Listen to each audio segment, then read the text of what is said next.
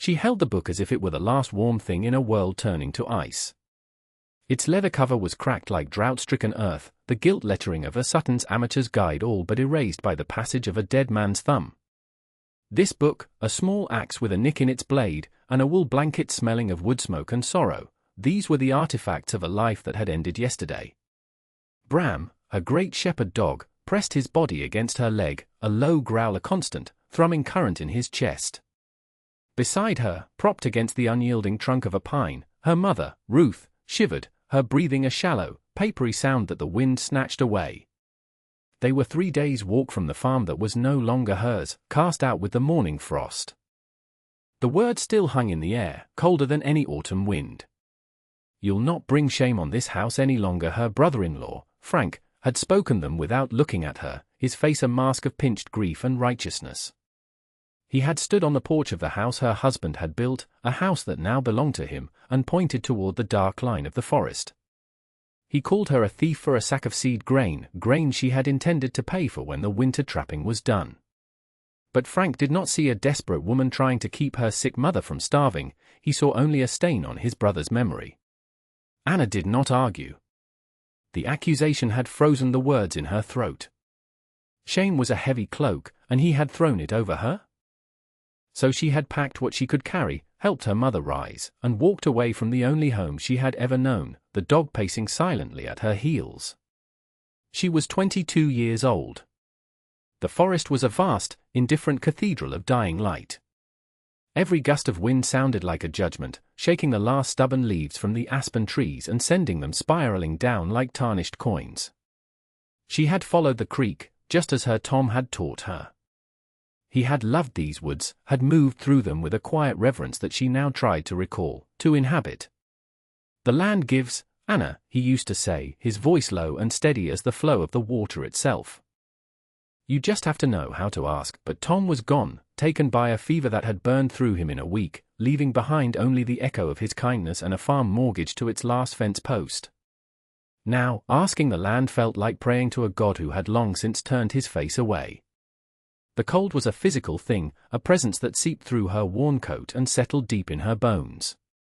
Ruth's coughs grew more frequent, each one a sharp, brittle sound that seemed to crack the profound silence of the woods. Bram would whine softly after each spasm, nudging the old woman's hand with his wet nose. At night, Anna lay awake, the dog curled at her back, her mother a fragile shape beside her, and listened to the vast, lonely darkness. She thought of the warm kitchen, the smell of baking bread, the solid weight of Tom's arm around her. Grief was a luxury she could not afford. Fear was a fire that threatened to consume what little strength she had left. She had to be more than a widow, more than the thief Frank had named her. She had to become a creature of this place, or they would be buried by the first snow. She clutched the seed catalogue, its promise of spring a cruel joke in the face of the coming winter. Tom had spoken of it once, on a long walk a year before he fell ill. He'd pointed toward a distant ridge, a place the loggers had never touched. "There are giants in there, Anna," he'd said, a rare smile touching his lips. "Sycamores old as the mountains themselves. Big enough to live in," the old stories say. At the time, she had laughed, a sound that felt impossibly distant now. But the memory had taken root, a desperate seed of a plan. For 2 more days, she pushed onward, her world shrinking to the next step, the next breath. Ruth was fading, her grip on Anna's arm growing weaker, her eyes clouded with a weary resignation that terrified Anna more than anything else. On the 5th day, when the last of their bread was gone and a hard, biting wind promised the first real freeze, she found it. The grove was a hushed, sacred place, the immense white trunks of the sycamores rising like the bones of colossal beasts. And there, in the center, stood one that beggared belief. It was ancient, its trunk a fortress of gnarled, pale bark easily 15 feet across. A jagged black scar ran up its side, the mark of a lightning strike from a century past, and from that wound, a deep, dark opening gaped like a cave. The tree was hollow. Bram ran to the opening, sniffed cautiously, then disappeared inside. A moment later, his muffled bark echoed out, not a sound of alarm, but of discovery. Anna helped her mother to the ground, whispering reassurances she did not feel, and crawled into the darkness. The air inside was cool and smelled of damp earth and dry, punk wood. It was immense. The hollow space rose up into the gloom above her head, a wooden cavern carved by time, fungus, and fire. It was shelter. It was a chance. The work was a brutal prayer. Her hands, accustomed to needle and thread, to the smooth handle of a butter churn, were soon raw and blistered from the haft of the axe. The interior of the tree was a tangled mess of rotted wood, debris from animal nests, and damp, compacted earth. She spent the first week just clearing it, hacking away the soft, punky wood and hauling it out by the armful. The sound of the axe striking wood was a dull, rhythmic thud, a heartbeat she was forcing back into this hollow giant. Each swing was a denial of Frank's judgment. A thief does not build. A thief takes. She was a creator, a shaper, a homesteader in a home made of a single living thing. Ruth, too weak for heavy labor, sat just inside the entrance where the light was best, her frail fingers methodically weaving the long, tough grasses Anna gathered from the creek bank into thick, durable mats. Her hands remembered the work from a girlhood Anna had only heard stories of. "My mother taught me this," Ruth murmured one afternoon, her voice stronger than it had been in days. She said a home begins with the floor. Bram became their sentinel. He would lie at the entrance, his keen ears twitching at every sound, a silent, watchful guardian. His presence was a comfort as solid as the wooden walls around them. He never strayed far, seeming to understand that this small, strange circle of labor was now his entire world. Anna learned the language of the tree. She learned which parts of the inner wall were stone-hard and which were soft enough to be smoothed away. She found a vein of rich, dense clay by the creek, and she began to plaster the inside, filling the cracks and gaps, making the wall smooth and less prone to shedding splinters. The clay dried to a pale, almost luminous gray, and the inside of the tree began to feel less like a hollow and more like a room. She was so consumed by the labor, by the sheer physical exhaustion at the end of each day, that she had no time for despair. Her grief for Tom was still there, a hard knot in her chest, but it was now overlaid with the satisfying ache of her muscles, the sharp scent of clay on her hands, the visible proof of her own survival. She was not just enduring, she was building. The cold was their most persistent enemy. A small fire near the entrance offered some warmth, but the smoke filled their living space, choking them, and most of the heat escaped into the open air. They needed a hearth, a proper chimney that would draw the smoke up and out.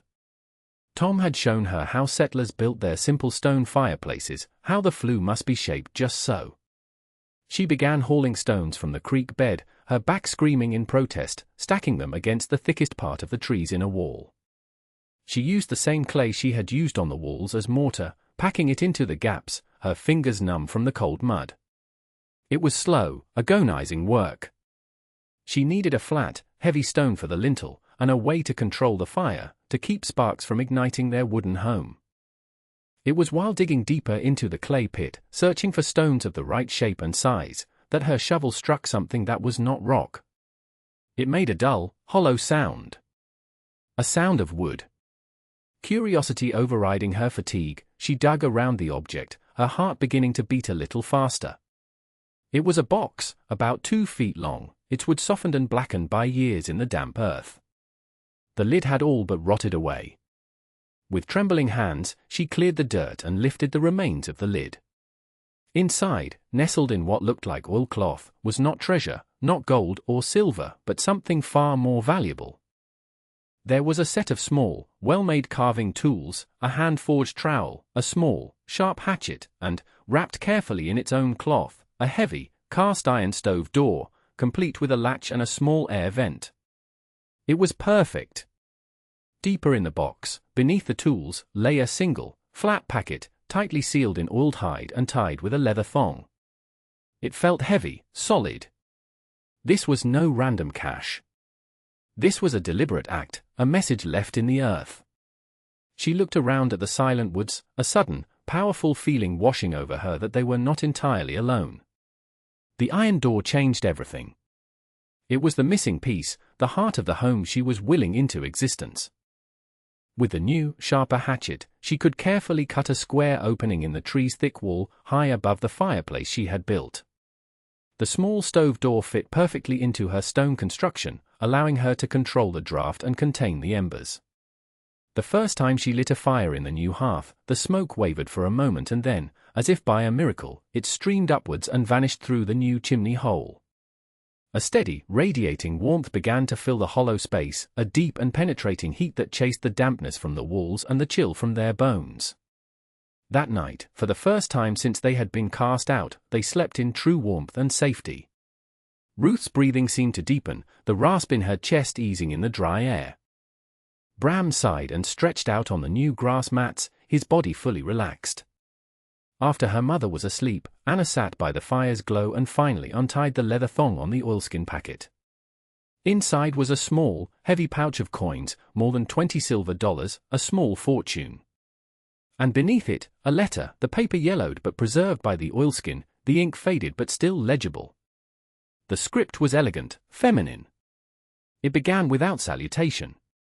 If you are reading this, you are in need, and this place has given you shelter as it once gave me. My name was Hester, and I was a woman alone, driven to this grove by circumstance and the small minds of men. I lived in this tree for 7 years.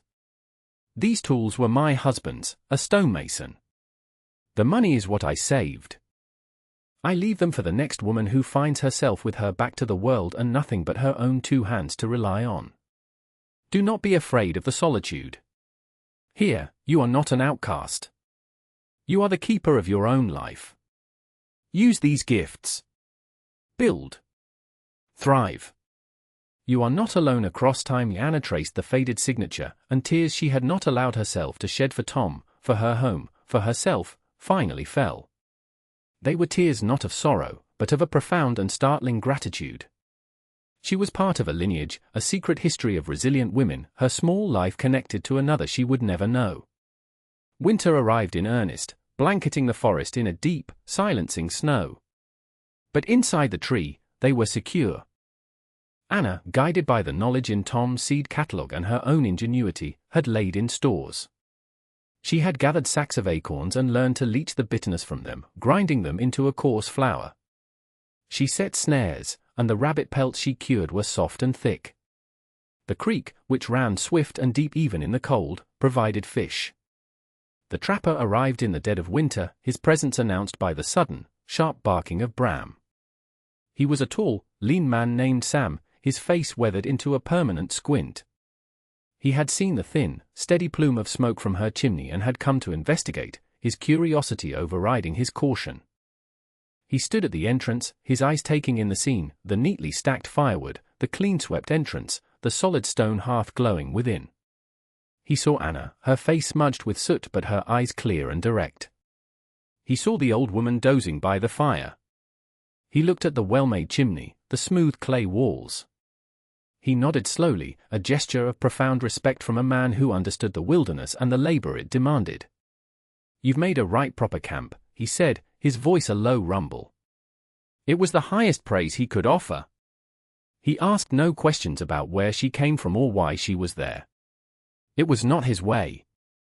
In the silent, unwritten code of the solitary folk who lived in the deep woods, a person's past was their own.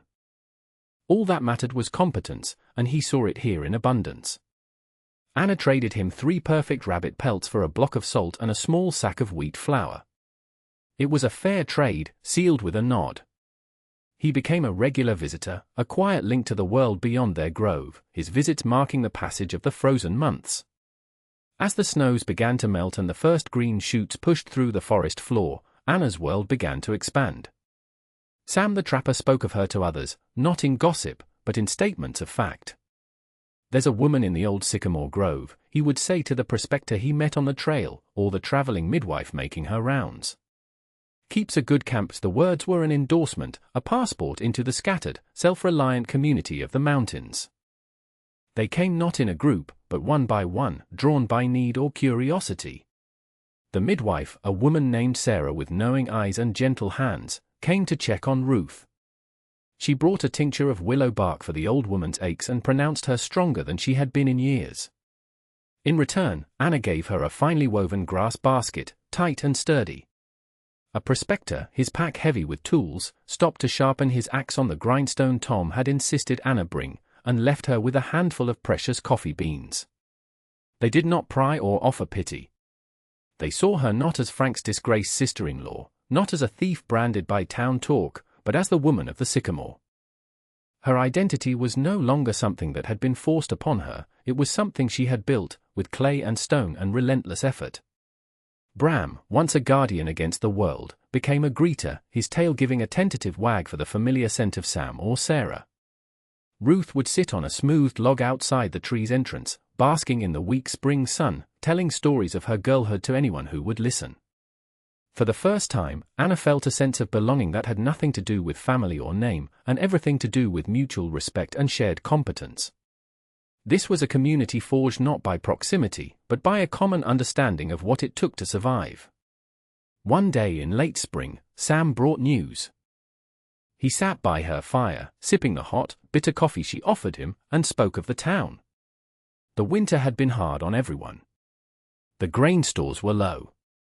He mentioned Frank, her brother-in-law, in passing. His farm was not doing well. A fence had failed, letting cattle stray, and a sickness had taken half his chickens. Frank, he said, had grown bitter, a man whose anger was a wall around him, isolating him from his neighbors. Listening to this, Anna felt no flicker of triumph, no satisfaction in his misfortune.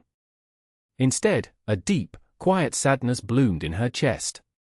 She saw him not as the architect of her exile, but as a man drowning in his own grief, flailing and striking out at those closest to him. His cruelty had been a symptom of his pain. He had lost a brother, and in his sorrow, he had cast out the last living piece of that brother's life. He was trapped in the past, in the house they had all shared, while she, who had been banished to the wilderness, had been forced to build a future. She understood now that he had not taken her home. He had given her a chance to find a different one, a home built not of wood and nails, but of her own strength, a home she could never be thrown out of. The next time Sam prepared to leave, Anna gave him a small cloth bundle.